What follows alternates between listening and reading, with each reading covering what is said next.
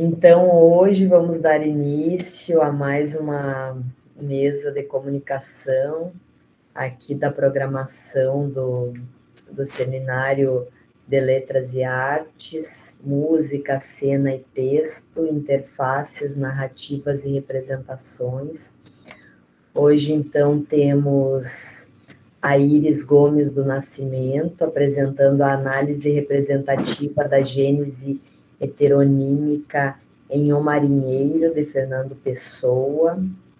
Temos a Raimunda Tamires Moura Maquiné e o Marcos Frederico Kruger Aleixo, apresentando Entre o Narrar e o Navegar, uma viagem pela construção narrativa de A Jangada de Pedra, de José Saramago. Todo mundo está me escutando? Tudo certinho? Temos também o Carlos Speck Pereira, falei certo? A experiência polifônica em A Paixão segundo GH. E temos o Pedro Henrique Alves de Medeiros e o Edgar César Nalosco, de Murilo Mendes a Silviano Santiago, Entre Tradições e Exterioridades. Então, nós temos 20 minutos para cada um fazer sua apresentação. E aí, no final, a gente abre para perguntas, conversa. Tudo bem? Vamos começar pela ordem, então, com a Iris Gomes do Nascimento, apresentando a análise representativa da gênese heteronímica em O Marinheiro, de Fernando Pessoa. Bom dia, Iris. Bom Seja dia. muito bem-vinda. Obrigada. E fica à vontade, então. Tu vai querer apresentar alguma coisa? Vou apresentar agora. Tá? Aqui temos a segunda oficina e a Emily, que vão nos ajudar também nessa parte técnica. Fica à vontade, então, Iris. Vocês estão conseguindo ver o slide? Não.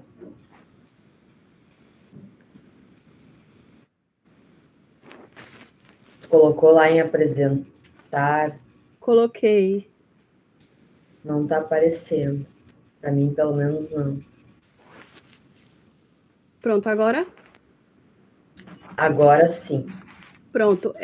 Quando eu apresento, eu não consigo ver ninguém, tá? Mas eu vou controlando o tempo por aqui, certo?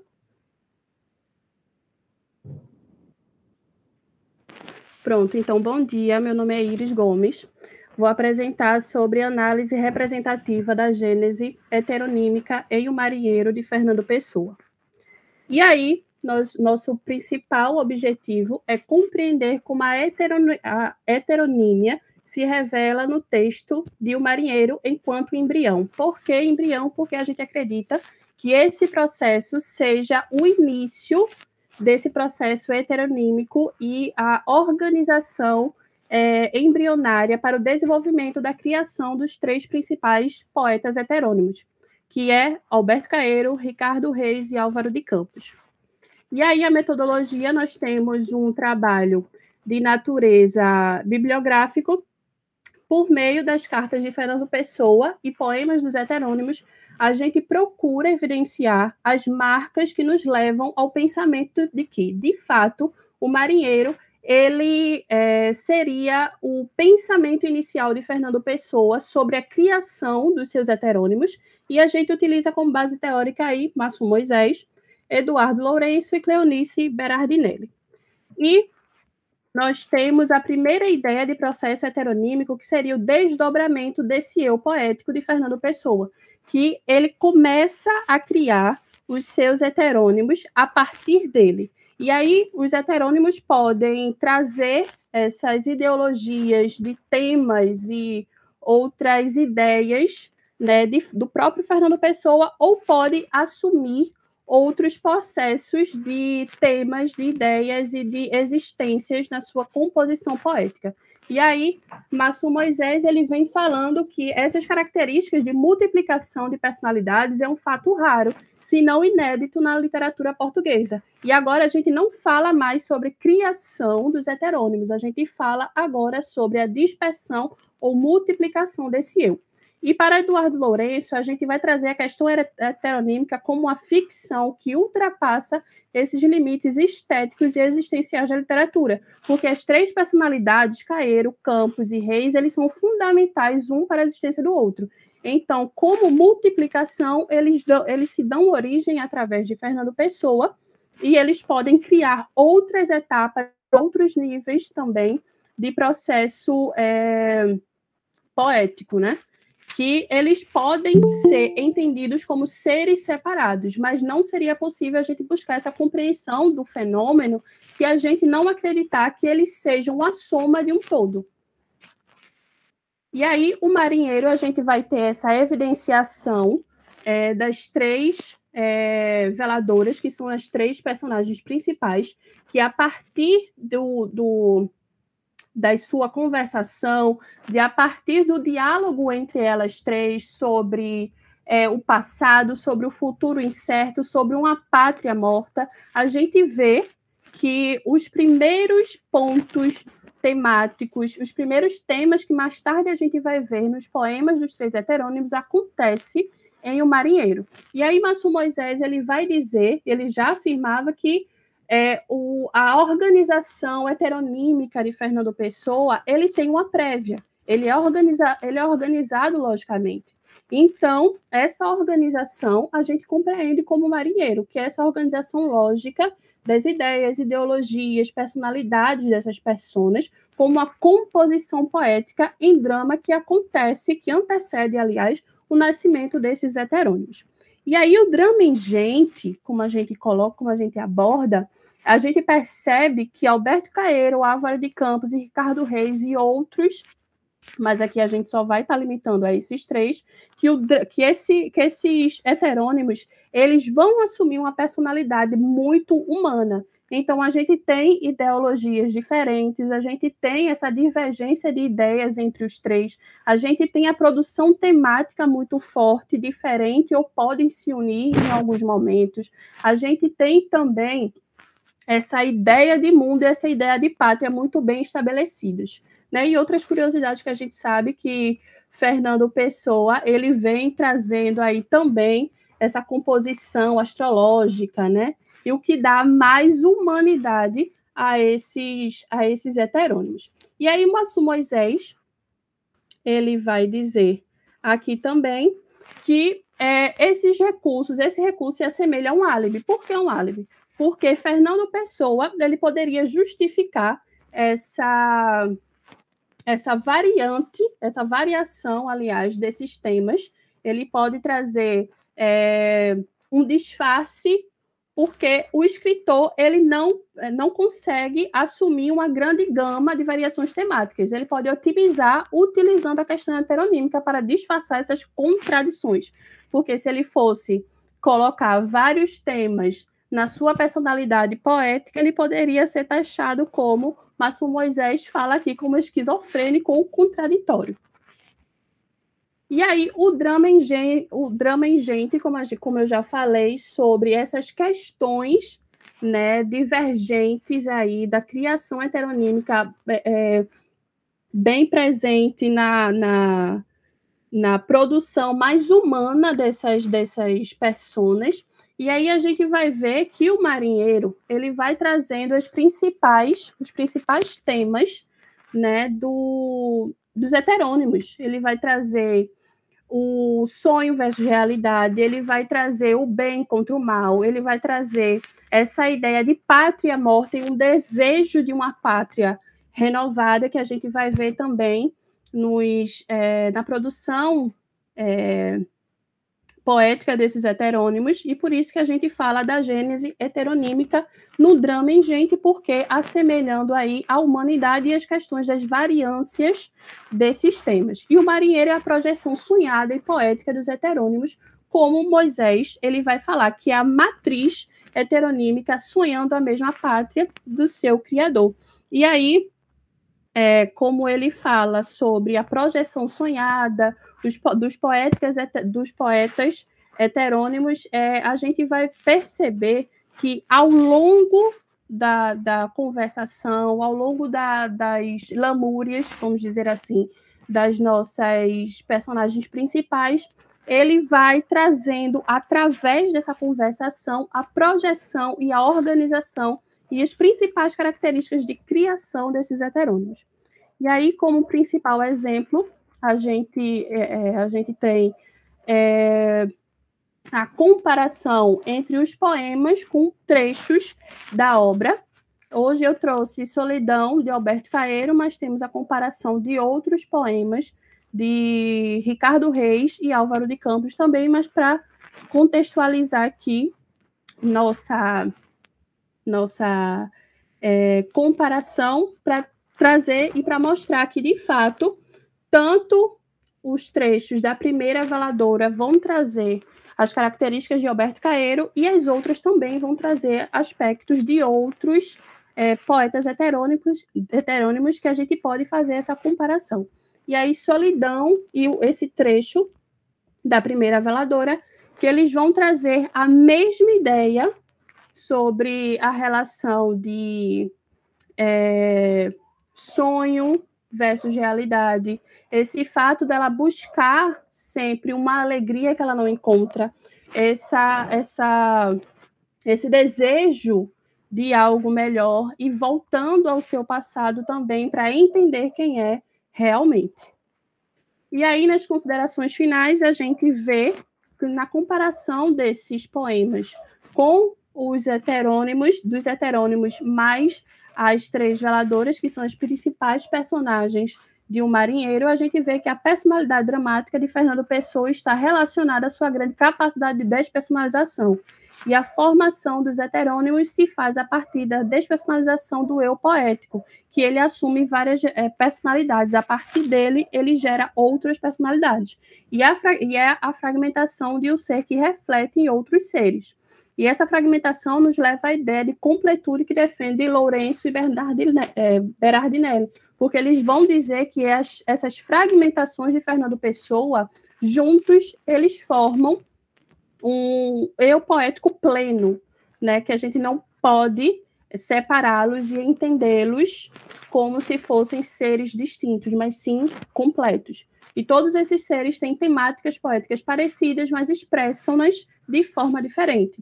E essas mesmas temáticas são observadas no drama e posteriormente nos poemas que nós analisamos. E os poemas, eles mostram que existem a exploração temática que a gente encontra em Um Marinheiro. E cada uma dessas personagens, elas vão trazer uma personalidade, como a gente viu aqui em Alberto Caeiro, que se assemelha muito à primeira veladora.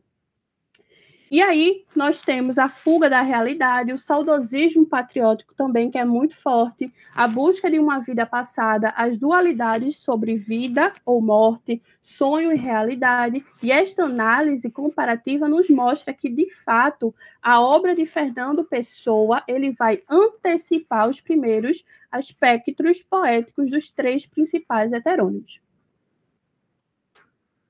Obrigada.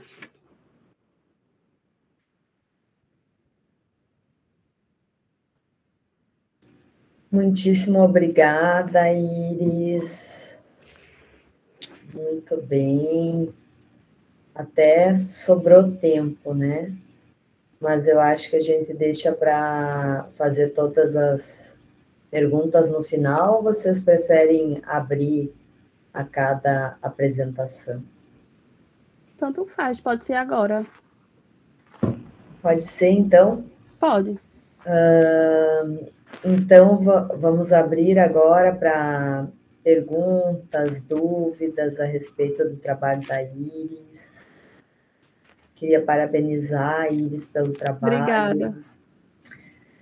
Essa obra ela é muito interessante, né? Até eu ia participar de uma montagem, que ele ia fazer uma montagem cênica a partir dessa obra, O Marinheiro, do Fernando Pessoa.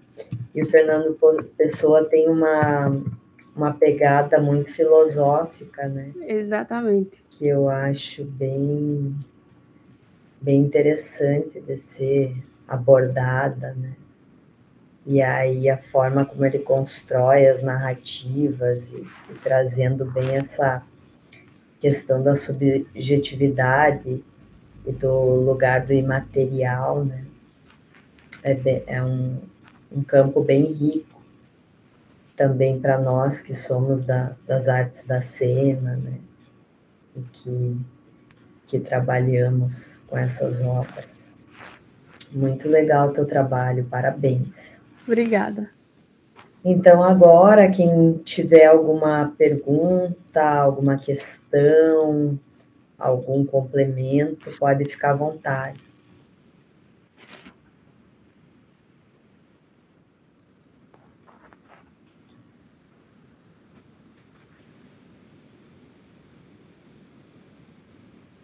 O Carlos está parabenizando aqui no chat. Obrigada. Tudo certo, então? Nenhuma pergunta? De onde surgiu a ideia para o trabalho? A Tamires perguntou. Eu comecei a gostar de literatura, a amar literatura a partir de Fernando Pessoa.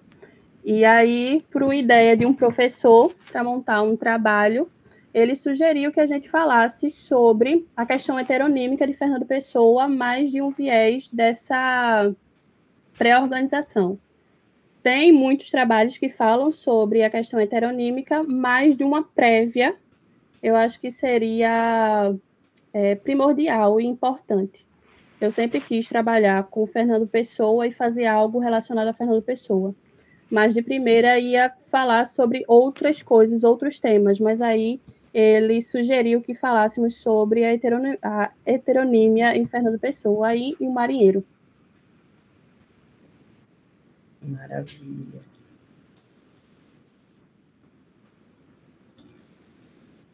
Alguém mais tem alguma pergunta?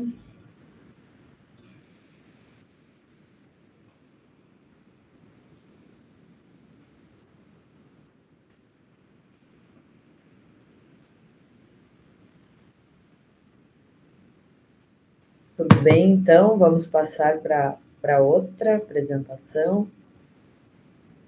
Para a Raimunda Tamires e o Marcos Frederico, estão prontos? Bom dia, Tamires, seja bem-vinda. Bom dia, Marcos, não sei se ele está aí contigo. Não, ele não está. Vai só eu apresentando. Maravilha, então. Tá tudo certo? Quer testar alguma coisa? A projeção? O teu som... Teu som está um pouco baixo. Parece que tem um ruído atrás, não sei. Não sei se é só para mim. Tá melhor agora? Tá melhor agora? Um pouco. É porque eu estou no trabalho. Ah, tá. Mas dá para me ouvir? Dá para te ouvir, sim. Maravilha, então, Tamires. Fica à vontade e no final a gente também abre para perguntas, tá bom? Tá bom. Eu vou apresentar sem slide, tem problema? Não, fica à vontade. Tá bom, então. Obrigada. Posso começar? Pode sim. Qualquer coisa eu te aviso aqui sobre o tempo, tá? Tá bom, perfeito. Então, gente, bom dia. Meu nome é Raimunda Tamires. E hoje, o título do meu trabalho é uma viagem pela construção narrativa de Jangada de Pedra, de José Saramago. Então, esse trabalho, ele surgiu de uma disciplina do mestrado, né, que eu sou finalista do mestrado em Letras e Artes pela UEA. Então, sou formada também em Letras Língua Portuguesa pela UEA. E estou finalizando agora o mestrado em Letras e Artes, né, aqui do programa mesmo.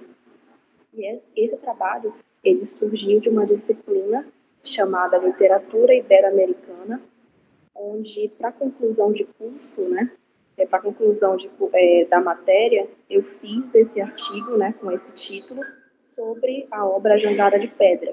Então, por que a Jangada de Pedra, né, do José Saramago? Porque foi uma obra que nós trabalhamos durante toda a disciplina. foi justamente com o professor Marcos Frederico, por isso que ele é o coautor do meu artigo. E nós trabalhamos essa obra do José Saramago por toda a disciplina. Então, justamente, a disciplina literatura ibero-americana, a base da disciplina foi essa obra do José Saramago. Então, para a conclusão da matéria, eu escrevi esse artigo que eu vou apresentar agora. Então, o objetivo do estudo era conciliar com a minha própria pesquisa do mestrado, a minha dissertação. Porque a minha dissertação, eu trabalho a questão do narrador, da construção narrativa, na obra do Milton Ratum, A Noite da Espera, e do Roberto Bolanho. Então, eu faço um estudo comparativo dos narradores, da construção narrativa. Eu apresento a construção narrativa nessas duas obras na minha dissertação. Então, para esse trabalho da conclusão da disciplina, eu precisei pensar em algo que unisse tanto os conhecimentos da disciplina quanto a minha dissertação. Então, por isso, resultou, né, nesse artigo. O objetivo desse artigo, o objetivo do meu estudo, é analisar a construção narrativa da obra A Jangada de Pedra, do José Saramago, e apresentar quais foram os artifícios utilizados pelo narrador para construir a narrativa, de que forma o narrador apresenta esses artifícios, né? Que eu destaquei, né, no artigo, que são a alegoria e a construção da identidade. Então, de que forma esse narrador ele apresenta essas questões da alegoria e da construção da identidade e a construção narrativa como um todo, né? Como esse narrador apresenta essa construção como um todo durante a obra. Então, falando um pouco sobre o enredo da obra, né? A Jangada de Pedra canta, através de uma linguagem metafórica, claro, a separação da Península Ibérica. Então, quais são os países que fazem parte da Península Ibérica? Portugal e Espanha. Então, na obra, através de uma linguagem metafórica, é apresentada a separação da Península Ibérica, ou seja, a separação desses dois países, Portugal e Espanha, do restante da Europa. Então, como esse narrador apresenta essa questão? Como ele apresenta esse rompimento da Península Ibérica, esse rompimento desses dois países com o restante da Europa? Então, ele apresenta uma grande característica desse narrador, que eu cito, né, durante o estudo, é que é um narrador que eu chamo de narrador intruso, porque ele faz comentários pessoais, ele faz comentários dele durante a obra, sobre a história, sobre os personagens. Então, ele não faz uma narração neutra, ele faz uma narração onde ele apresenta comentários seus durante a narrativa. Então, não é um narrador imparcial. Não é um narrador imparcial. Ele não tem essa imparcialidade. E, além disso, ele apresenta essas questões, né, da alegoria e a questão da identidade. Então, aí eu falo um pouco também sobre a minha base teórica. Para essa construção do narrador, né, eu utilizei Walter Benjamin, que é um autor muito utilizado na minha dissertação também, a Gisele Penha, que ela faz um estudo muito bom, né, sobre a questão da alegoria na Jangada de Pedra, que foi uma obra utilizada nessa disciplina, inclusive. O Stuart Hall, né, com a questão da identidade, então, que já são bibliografias que eu utilizo bastante na minha dissertação e que eu resolvi unir com a bibliografia da disciplina, né, realmente fazendo esse trabalho de unir a minha dissertação com a disciplina realizada. Então, como ele apresenta a questão da alegoria? Aí a questão da alegoria, nós já apresentamos a questão teórica, né, apresentada pela Gisele Penha na sua obra, né, sobre a alegoria, a questão alegórica na Jangada de Pedra. Então, ela fala que há dois tipos de alegoria: a alegoria retórica e a alegoria hermenêutica. Então, a primeira alegoria, ela se refere ao ornamento do discurso, ao cuidado com o discurso. É um cuidado em deixar o discurso bonito, rebuscado. Então, essa é a primeira alegoria, se refere ao ornamento do discurso. Já a segunda, a alegoria hermenêutica, ela se refere é um recurso para decifrar significações.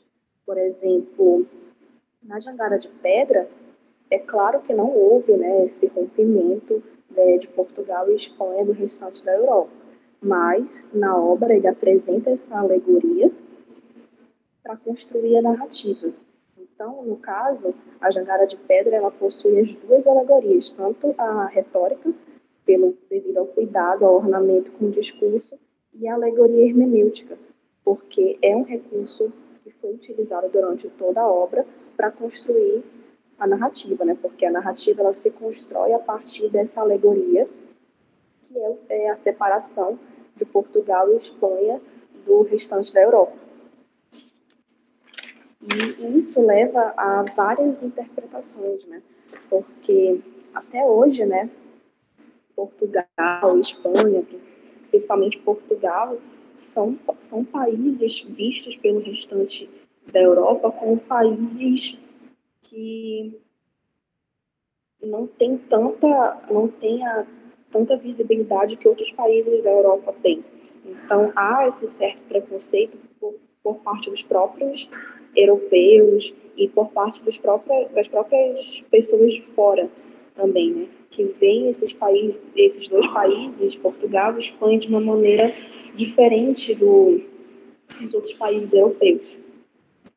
E aí, na obra, quando há esse rompimento, né, da Península Ibérica, Portugal e Espanha, há uma crise de identidade também, que o narrador também apresenta essa questão, né? Além de apresentar a questão da alegoria, ele também apresenta essa questão da crise de identidade, que o povo ibérico, quando houve esse rompimento da península, eles não se sentiam mais pertencentes à Europa.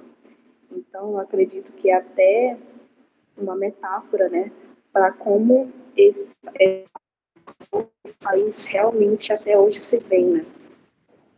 E aí na obra eles não se veem mais como parte da Europa, eles não conseguem mais se identificar com a Europa, eles realmente se veem como um território afastado que não faz mais parte da Europa. Então, o narrador ele apresenta essa questão através da alegoria, né? Através das duas alegorias, porque durante o meu estudo, né, eu afirmo, né, eu abordo que na Jangada de Pedra há os dois tipos de alegoria, tanto a retórica quanto a hermenêutica. Então, através desse recurso alegórico, ele apresenta tanto a questão da alegoria quanto a questão da crise de identidade. Então, esse narrador, o objetivo, né, é apresentar como esse narrador construiu a narrativa, como ele constrói a narrativa, de que maneira, de que artifícios ele se utiliza para construir a narrativa e como ele apresenta essas questões que vão aparecendo durante o enredo, que é a questão da alegoria, a questão da crise de identidade e tudo mais.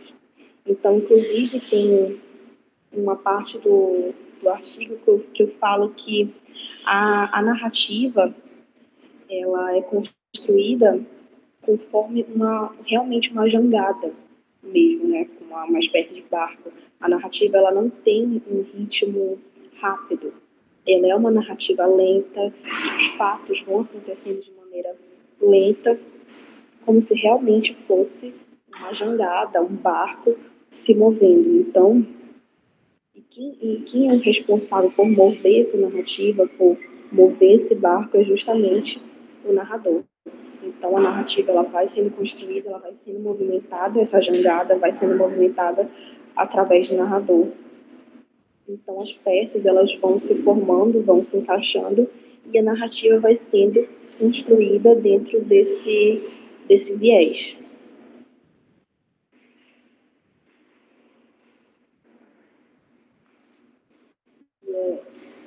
E é isso. Até o momento, finalizo aqui o meu trabalho. Eu quero agradecer a todos.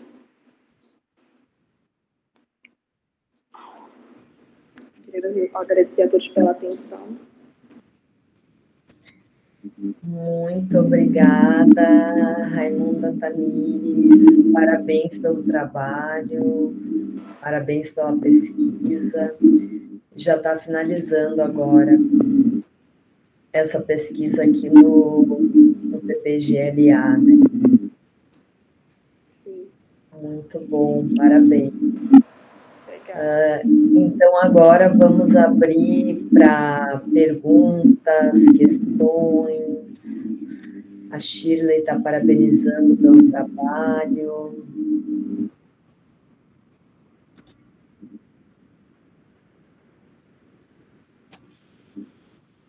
Parabéns, o Carlos.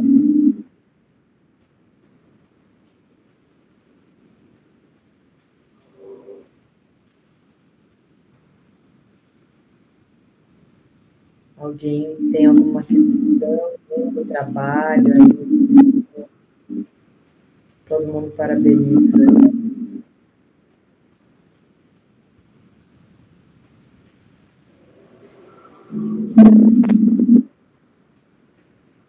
Oi, alguém quer falar?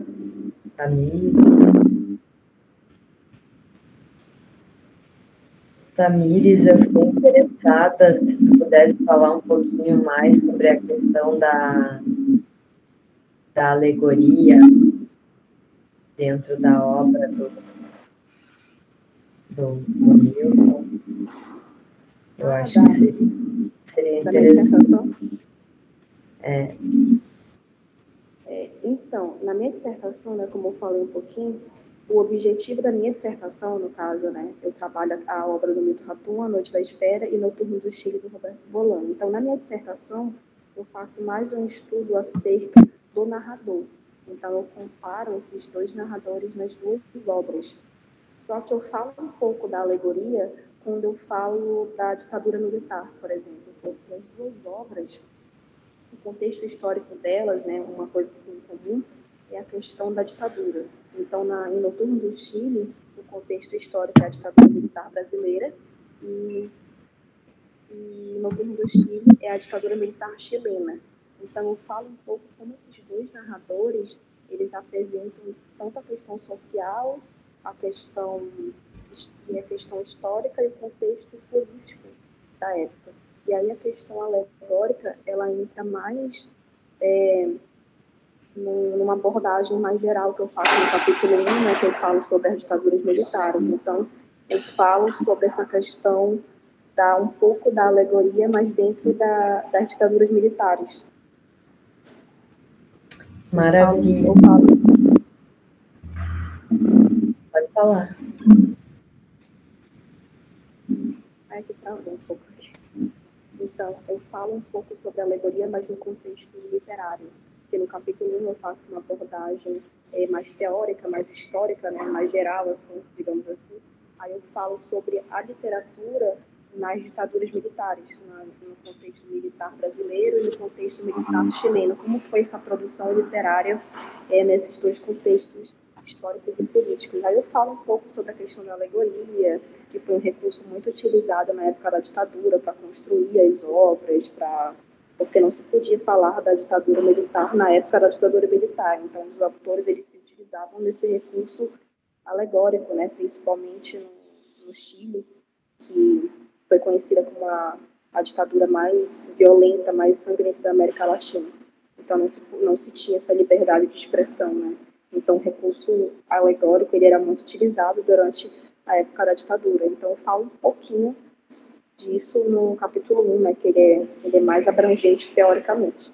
Aí, por isso também que eu uni um pouco com essa disciplina, né, para fazer eu consegui trazer muito da minha dissertação para esse trabalho, mesmo sendo uma obra totalmente diferente das que trabalham na dissertação. Consegui unir essa questão da construção narrativa, a questão da alegoria, todas essas questões do narrador e tal. Perfeito, Tamires.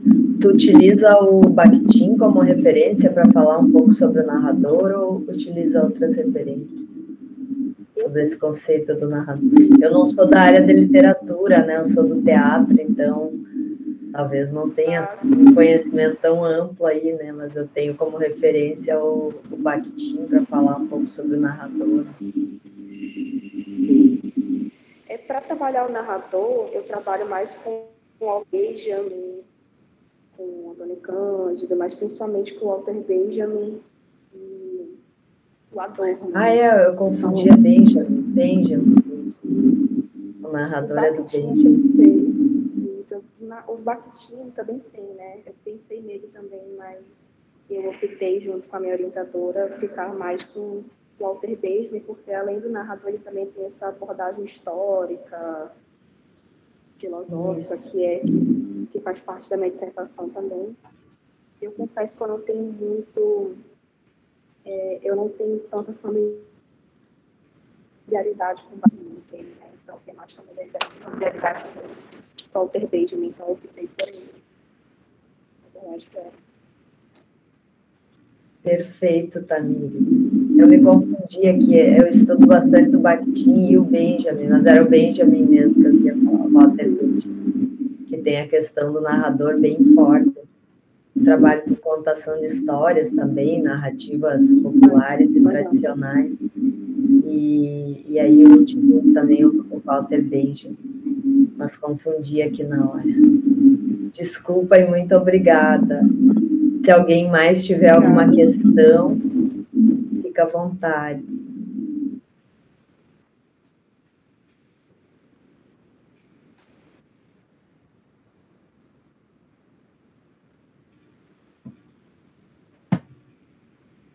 Tudo certo, então, gente? Podemos passar para a próxima apresentação? Então, estávamos aguardando o Pedro Henrique, ele chegou já. Pedro Henrique e Edgar. O Edgar está aqui também, está aí contigo. Não, só eu. Bom dia, tudo bem? Bom dia, tudo bem. Então, Pedro, podemos começar. O trabalho do Pedro é de Murilo Mendes a Silviano Santiago, Entre Tradições e Exterioridades. Pode ficar à vontade. Se quiser fazer algum teste. Não, vai ser só apresentação oral, sem slides. Você consegue me ouvir? Vocês conseguem me ouvir? Sim, tá perfeito o som. Muito bom. Perfeito. Ok, então, bom dia. Meu nome é Pedro Henrique Alves de Medeiros, eu falo de Campo Grande, no Mato Grosso do Sul. Atualmente estou desenvolvendo doutoramento, estou no programa de pós-graduação em estudos de linguagens e venho estudando o escritor Silviano Santiago há alguns anos, especialmente desde 2017, na iniciação científica. Estudei o seu romance Mil Rosas Roubadas em 2019 a 2020 no mestrado e agora continuo estudando o mesmo autor no doutorado, mas agora de um ponto de vista um tanto quanto mais político em relação ao Brasil. Ao trabalho, no que se refere à apresentação de hoje, ele foi desenvolvido no primeiro semestre de 2020, numa disciplina do doutorado, chamada Literatura Comparada, o qual eu vou estabelecer relações, tanto no plano do que a gente chama da literatura comparada mais tradicional, no plano das semelhanças e diferenças, e primordialmente no que a gente chama, descolonialmente, das semelhanças na diferença, em relação aos dois escritores mineiros, que é o Murilo Mendes e o Silviano Santiago. Então, diferente das meninas, eu vou me deter ao texto, uma vez que, como eu realizo uma relação comparatista entre as obras, eu acho que eu me detendo ao texto, eu consigo ser mais fiel àquilo que eu me propus. Então, o título do texto é, como a coordenadora do simpósio informou, de Murilo Mendes e Silviano Santiago, Entre Tradições e Exterioridades, e esse trabalho, então, ele teve por objetivo realizar uma leitura de base comparatista, descolonial, entre as obras A Idade do Serrote, a edição de 2018, de Murilo Mendes, e Menino Sem Passado, de Silviano Santiago. Então, para isso, eu utilizo, obviamente, uma metodologia bibliográfica, atravessada pelos conceitos tanto de tradição, mais caro a esse campo das semelhanças e diferenças, e o de exterioridade, caro às semelhanças na diferença a partir dos estudos descoloniais fronteiriços, no intento de comparar não só as literaturas em questão, mas, para além delas, as inscrições corpobiográficas dos respectivos autores. E aí, alguns dos intelectuais que sustentam a minha discussão são Walter Mignolo, Boaventura de Souza Santos, Edgar César Nolasco, que é o meu orientador e coautor do texto, Ramon Grossfogel, Guatchuga e Eneida Maria de Souza. Então, eu começo a minha discussão a partir de uma epígrafe do Murilo Mendes, que é citada pelo Silviano Santiago e é, inclusive, a epígrafe do Menino Sem Passado. Então, a gente percebe que existe já uma relação entre os dois autores, não só por eles serem mineiros, um de Formiga, o outro de Juiz de Fora, mas uma relação textual. Uma vez que o livro publicado agora, em 2021, ano passado, ele começa com essa epígrafe do Murilo Mendes, em que ele diz: fiquei sem tradição, sem costumes nem lendas, estou diante do mundo, deitado na rede mole que todos os países embalançam. E aí eu começo meu texto dizendo que, de Murilo Mendes em A Idade de Serrote e Silviano Santiago, O Menino Sem Passado, então, esse trabalho ele se projeta à luz de tradições e de exterioridades aquilatadas pelo endosso dos trópicos mineiros que permeiam os escritores aqui mencionados. Então, a partir desse epígrafe, eu entendo que não apenas Mendes e Santiago se posicionam diante do mundo, deitados em redes moles, embebidos por países que se balançam. Por vias dessas consciências moldadas através das faces mais escuras da modernidade / colonialidade, queiramos ou não, ficamos sem nossas tradições, tomados pelo letárgico esquecimento da exterioridade que fora criada pela interioridade. Então, por via de uma leitura outra, de caráter descolonial, eu entendo que roubaram tudo aquilo que entendíamos enquanto tradições e nos empurraram goela abaixo a interioridade dita universal, que ditou, através de sua suposta supremacia hegemônica, o que seria bom e suficiente para todos, desprezando quaisquer particularidades biográficas, geohistóricas ou epistemológicas. E aqui eu coloco uma nota de rodapé para dar nome àquilo que eu estou chamando de tradições.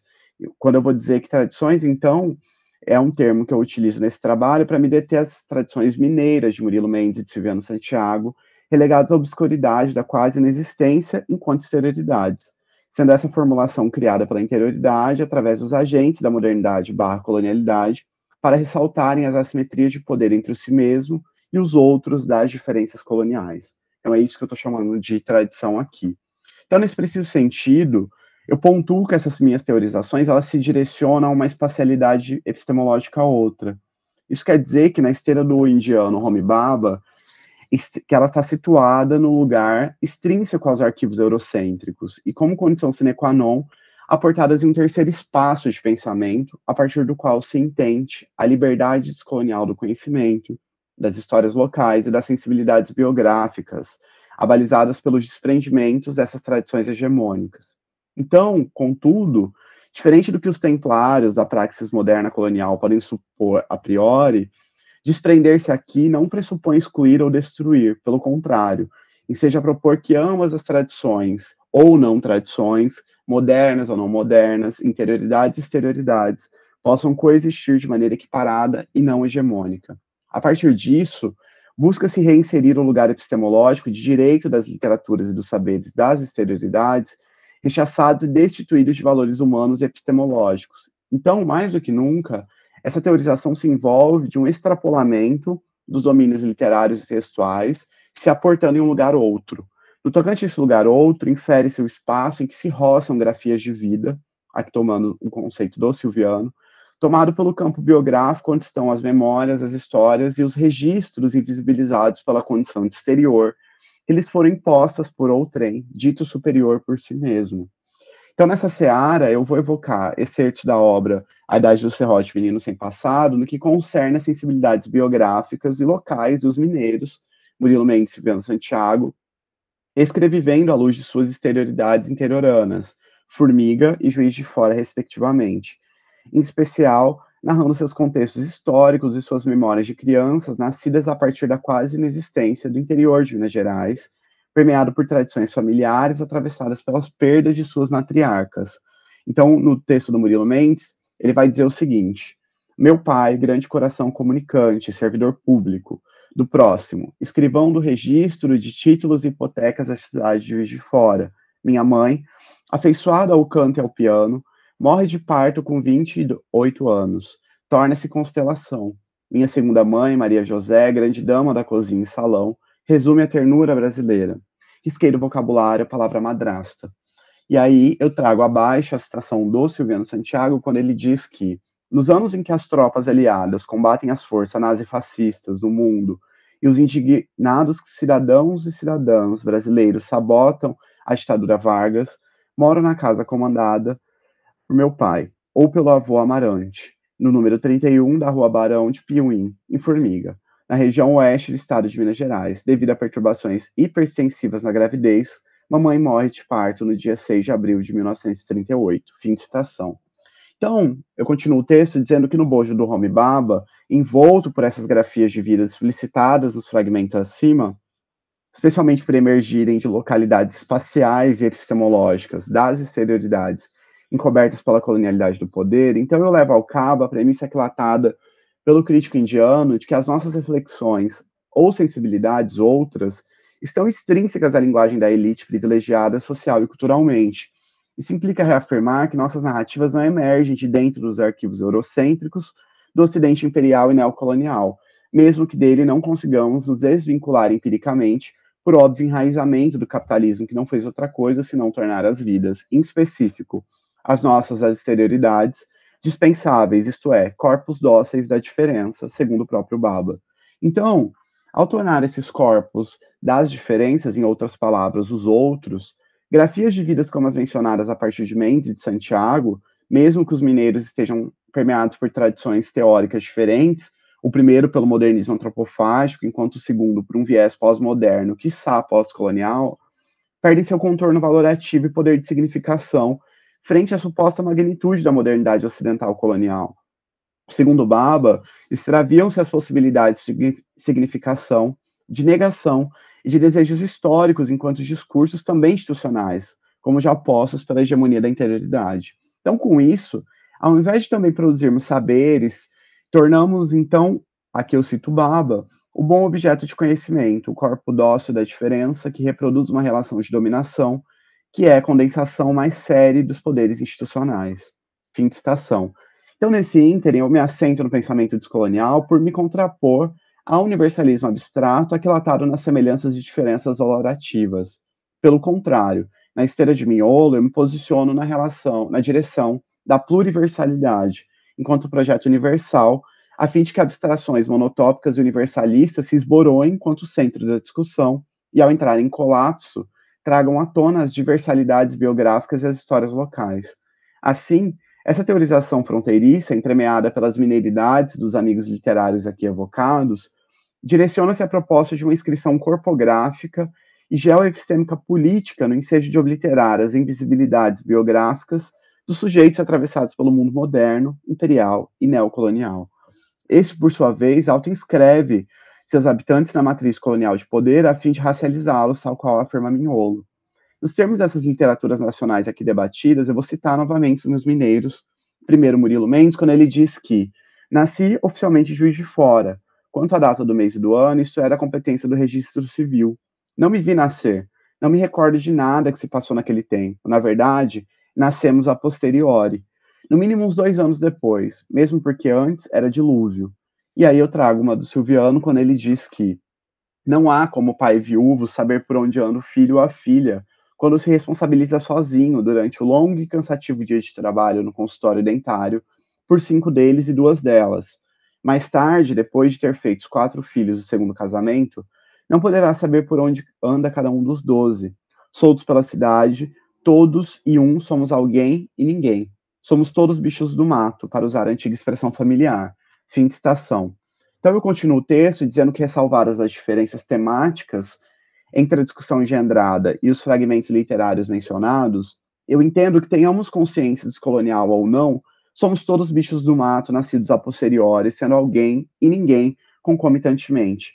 Queremos dizer, então, que tomado por essas inscrições corpos geográficas dos mineiros, eu compreendo que o adentramento no mundo não se dá em si mesmo através das maternidades, mas sim pelas diferenças coloniais que a nós são incutidas a partir dos lugares geohistóricos e epistemológicos e das sensibilidades desbiográficas cujas facetas nos formatam enquanto indivíduos da exterioridade ou da interioridade, sendo a exterioridade criada pela interioridade no que se refere às línguas, linguagens, corpos, gêneros, sexualidades, desejos, afetos, concernentes à gênese do nosso próprio ser, que pensa a partir do outro lado da fronteira, ou melhor, da exterioridade em detrimento à hegemonia não apenas europeia, mas brasileira dos grandes centros, primordialmente Rio-São Paulo.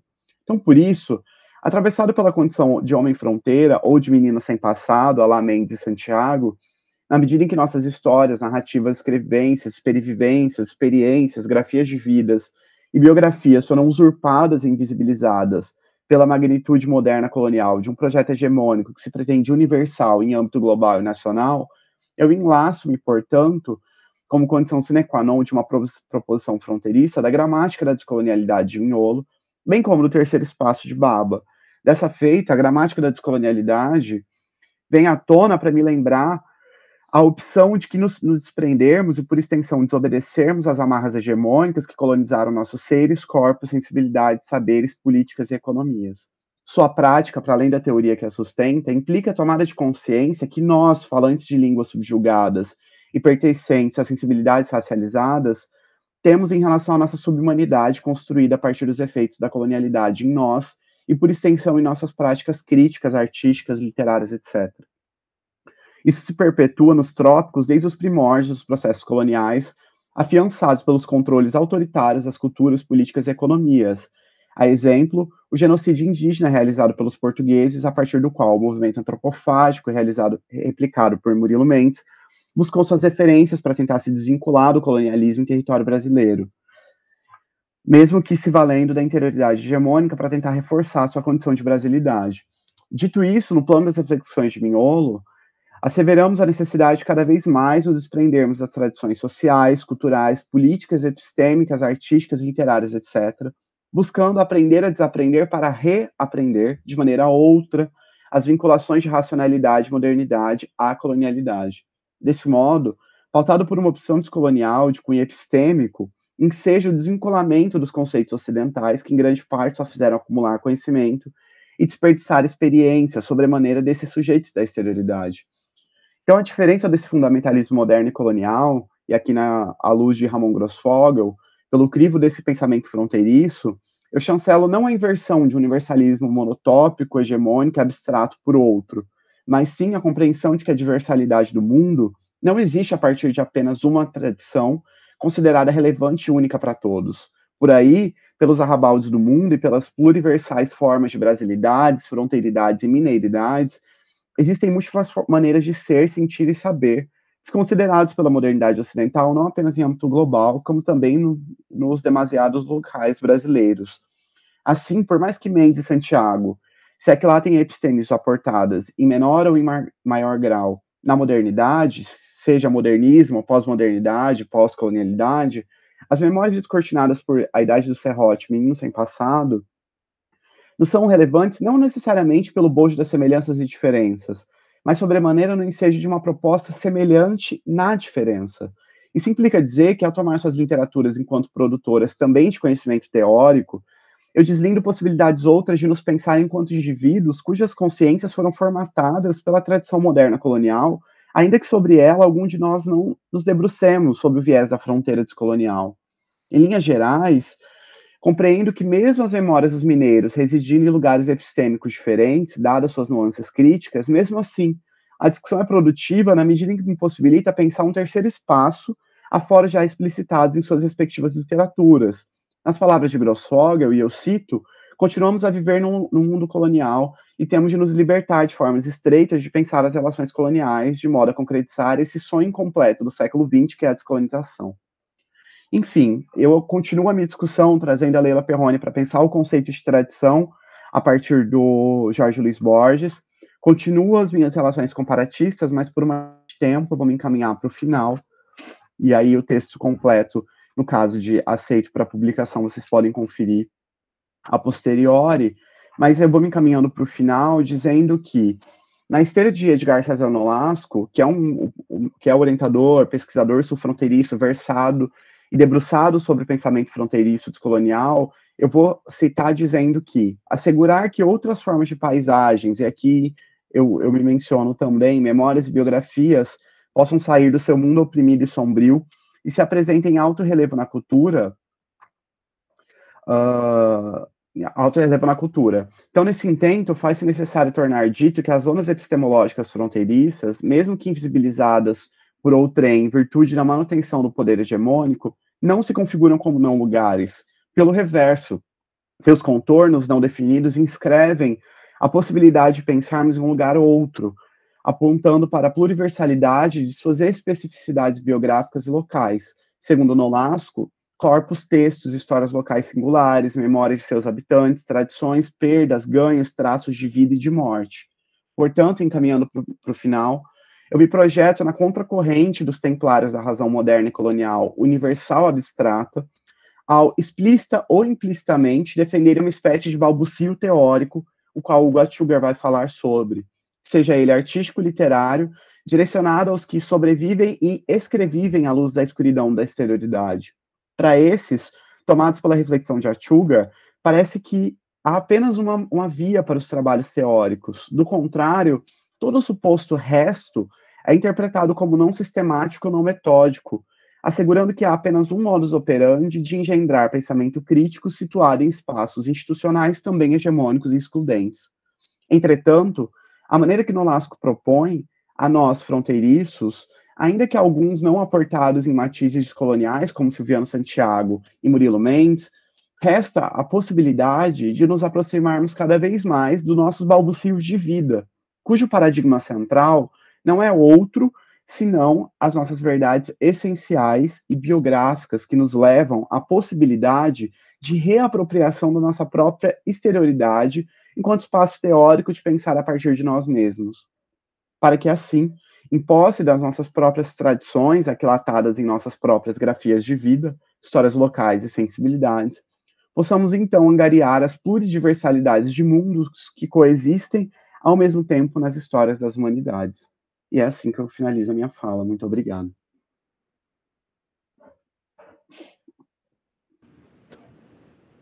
Muito obrigada, Pedro. Parabéns pelo trabalho, muito bom. Pesquisa bem delineada, muito claro aí todo o percurso, né? Os autores que tu utiliza para falar também sobre a questão da decolonialidade. Parabéns. Abrimos agora, obrigado. Então, para questões, perguntas, dúvidas.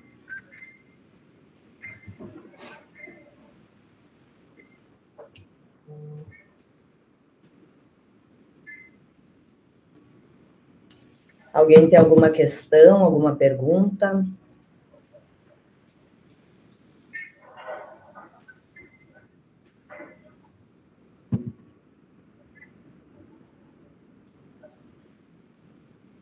Obrigado, Carlos. Parabéns pelo trabalho.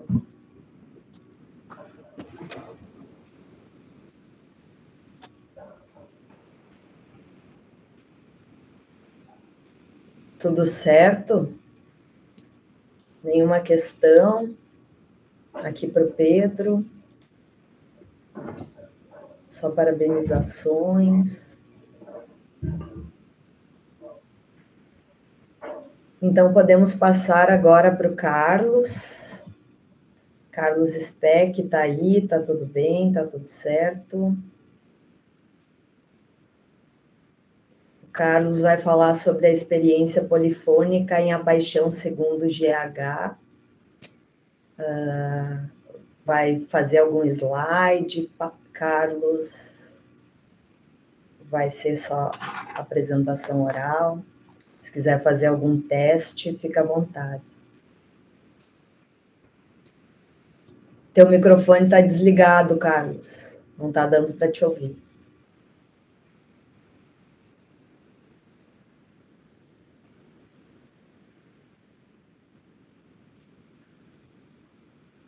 E agora, estão me ouvindo?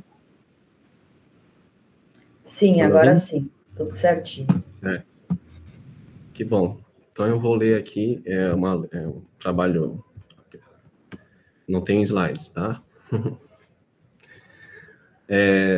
Gostaria de agradecer à comissão organizadora do 11º Seminário de Letras e Artes e 7º Simpósio Internacional de Música Ibero-Americana pela oportunidade e honra de apresentar neste evento sobre um tema a mim tão caro. O título da minha fala é A Experiência Polifônica em A Paixão segundo GH. Vamos à leitura do texto, então. Em A Paixão segundo GH, a narradora nos coloca numa espécie de fuga, uma fuga de si, do sistema da civilização, para o neutro do inexpressivo. Dor, mas de redenção, mas de alegria. É uma fuga ao sol das 10 da manhã.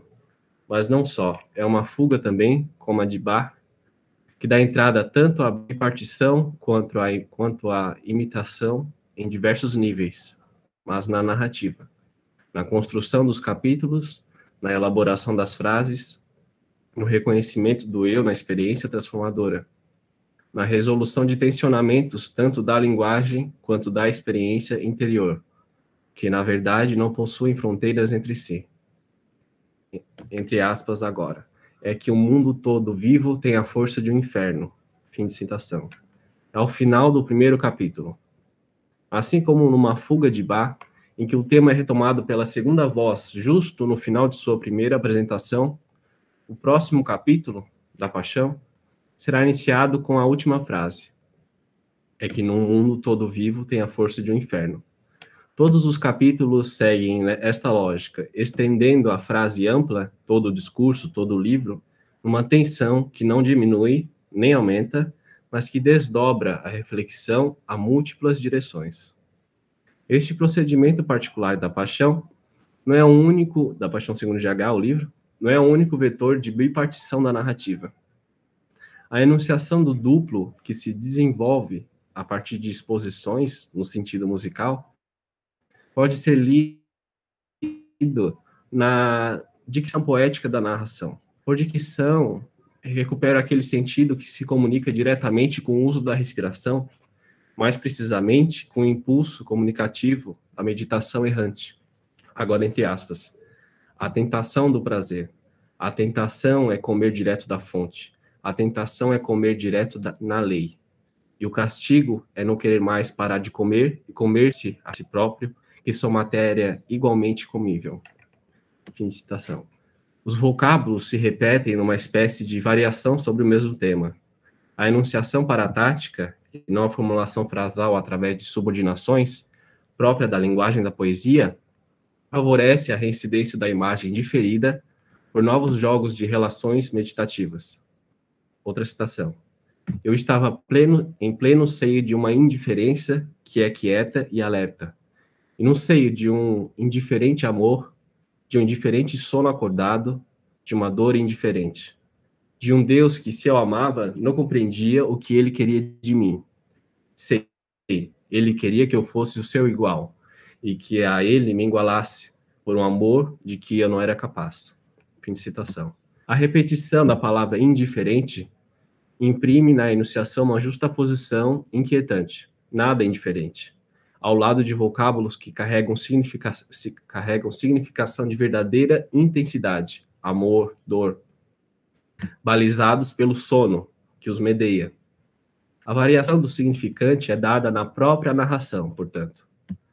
Na forma musical fuga, as vozes cantam uma mesma melodia com variação e se sobrepõem em tempos distintos, impondo ao ouvido tensões, somente perceptíveis através do jogo de tensões harmônicas, inscrito pela repetição em diferença.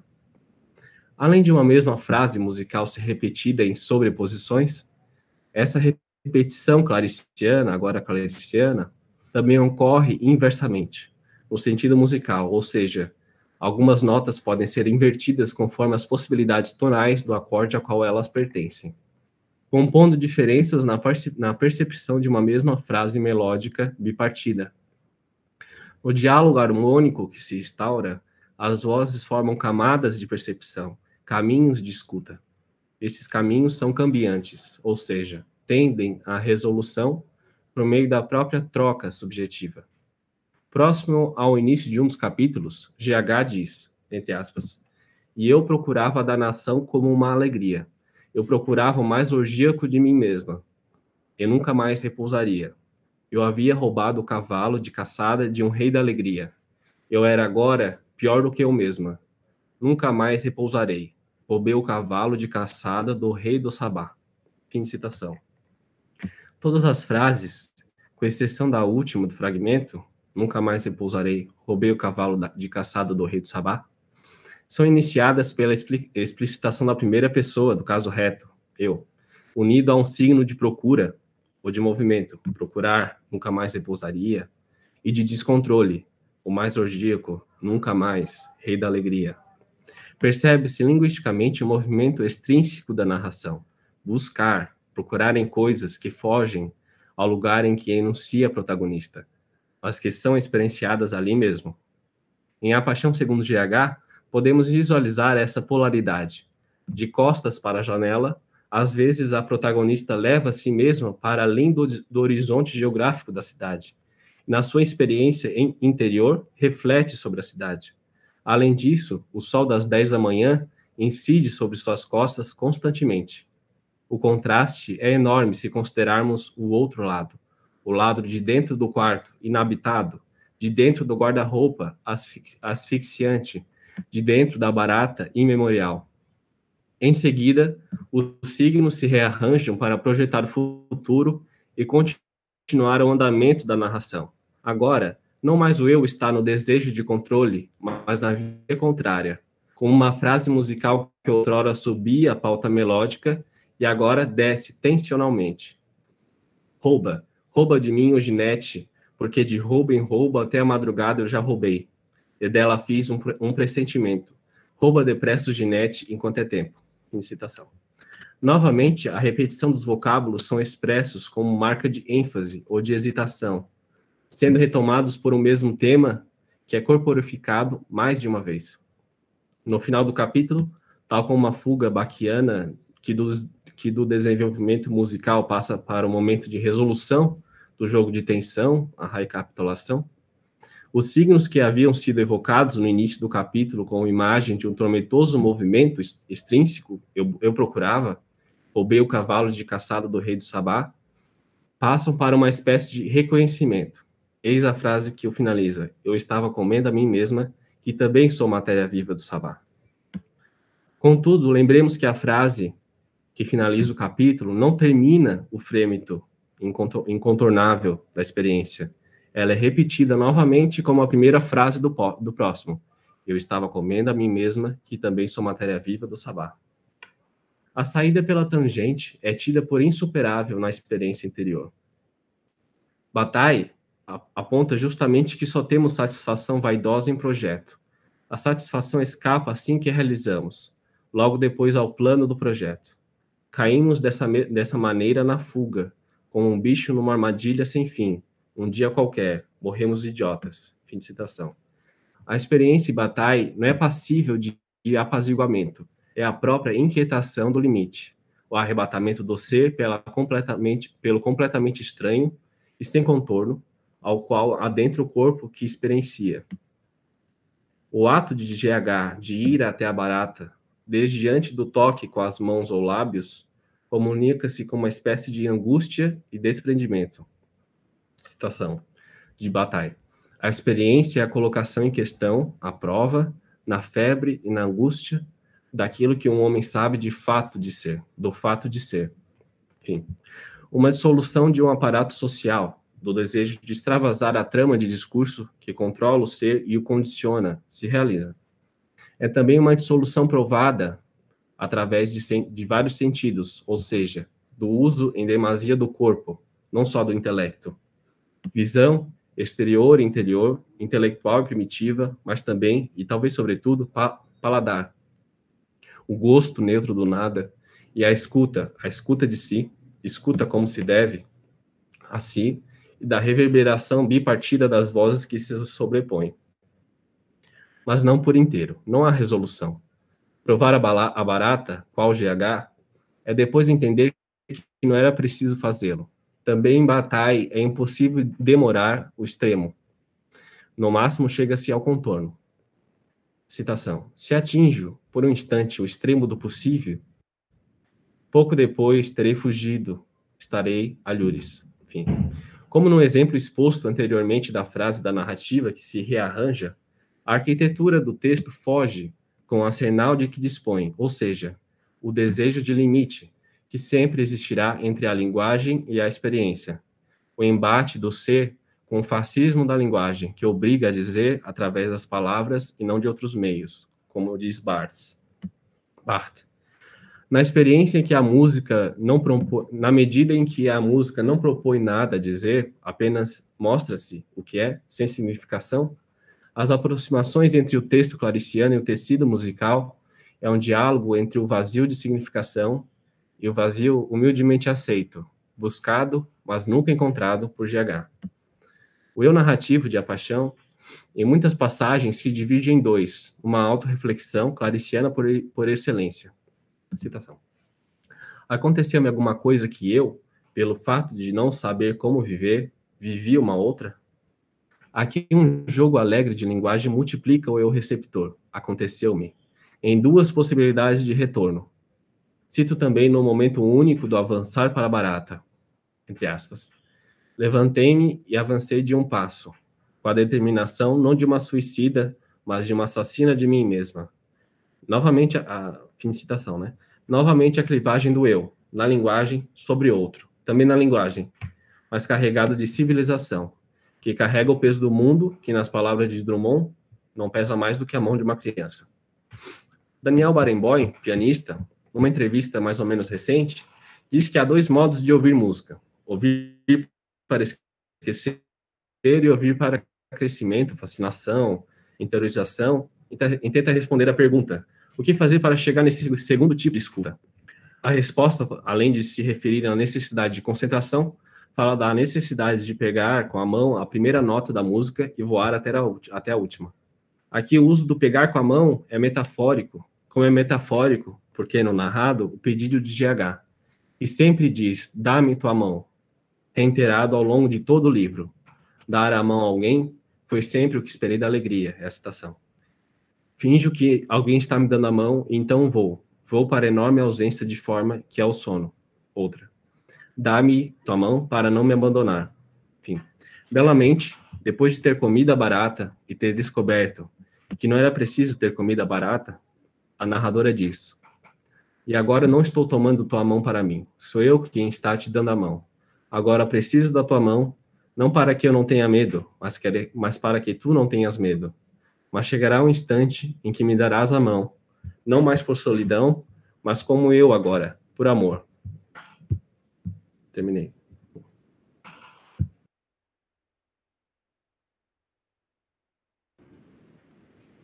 Muito obrigado, Carlos. Parabéns pelo trabalho. Essa obra da Clarice é muito relevante, né? Uma obra bastante conhecida, bastante estudada, bastante trabalhada, montada também no teatro, né? E traz muitas reflexões aí para nós. Eu abro agora, então, para perguntas, questões, comentários. Fiquem à vontade.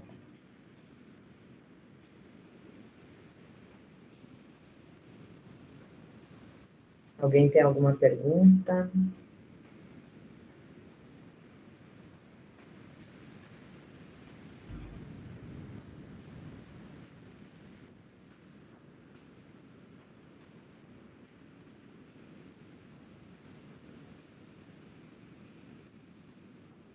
Tudo certo, gente? Agora, todo mundo que apresentou quer fazer alguma consideração final aí, acrescentar alguma coisa que achou que precisa acrescentar, ouvindo os outros participantes falarem.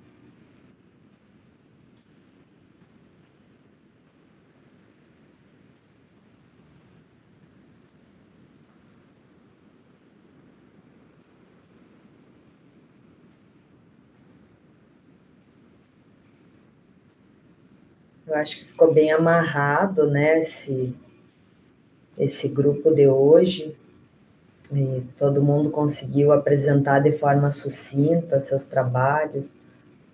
Acho que a gente conseguiu ter uma visão geral aí, e isso é bem bom, né, para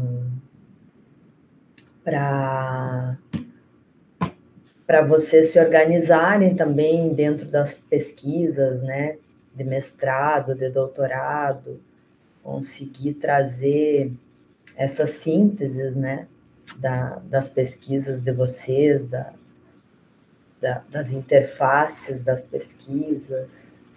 Então, é muito bom poder ouvir vocês falando sobre os estudos de vocês, e também é bom para vocês, né, fazer esse exercício de apresentar e poder refletir, porque sempre depois dessas apresentações, né, muitas fichas caem, e a gente consegue dar novos nortes aí para o trabalho, né, ouvindo o outro também, compartilhando a partir das questões que surgem.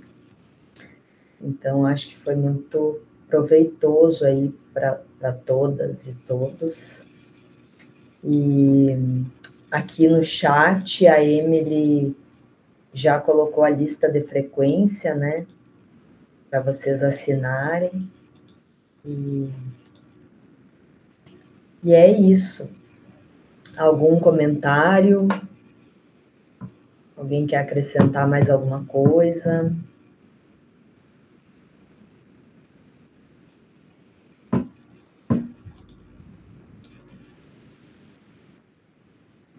Muito obrigada, Pedro, também pela participação.